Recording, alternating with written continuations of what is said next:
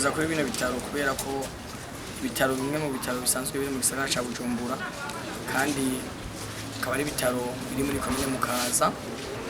Twararavye intara ya Bujumbura igisagara ca Bujumbura igizwe n'amakomine 3 agize igisagara. Ayo makomine 3 twaraba ari ibikorwa twigeze kurangurira muri komine ya Ntahangwa.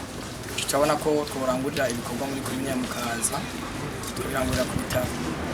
Ivyo bitaro rero turabona ko ibitaro bifise abantu bakeneye gufashwa ari ibitaro Prince Jean.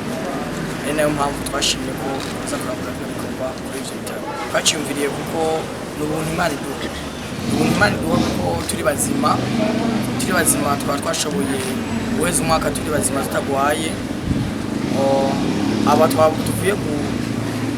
Abatuvuye kwifuzanya abo umwaka mushasha n'abantu bashitse itarike imwe ukwezi kwa mbere bari mu bitaro. Turavuga ati twebwe Imana tugiriye ubuntu tukaja mu mwaka mushasha turi bazima tutari mu bitaro, reka tugende kugira ngo dusuhuze abageze kuri iyo sango bari mu bitaro. Kamo duteye nuko ibi bikorwa ubwambere twogira umutima kubabarana, kuko twebwe dusanzwe dufise intumbero murazi ko tweze kwa dufise umukuru w'igihugu cy'u Burundi yatashe, awe nawe yarafise intumbero yo kubabarana n'ababaye akagirwa n'abaryoherwanye. Ni nkingi imwe muzo tugira ko muri zitatu tugira ko turakora n'ibindi bikorwa atari ivyo, aho nyene icubahiro umukuru w'igihugu cy'u Burundi avuga ko turi kumwe twese bishoboka. Naco bituma tuvuga uti abo wari we wese ahashoboye uko ashoboye byashoboye gukora ko twoshobora kuduzanya.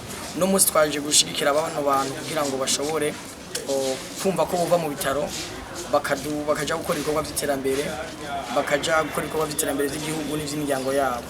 Akamaro rero abandi bantu abari mu mashirahamwe abari mu miryango nk'iyi wacu nyene itandukanye nuko bokumva umutima wo gufashanya, uko ico tari no munsi gizokiba no munsi nimba ababari bari mu bitaro ejo nitwe tuzari mu bitaro kandi uwagufashije si wazogufasha kandi.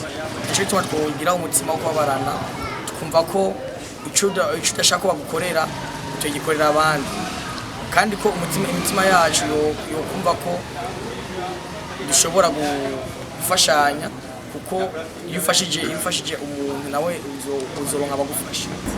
Twafashije abagwayi bangana na 40. Muri abagwayi bangana na 40 umugwayi umwe wese yashobora kuronka ibiribwa bifise agaciro k'ibihumbi 39, bigizwe n'umuceri, kayigwa n'ibiharage hamwe n'amasabune.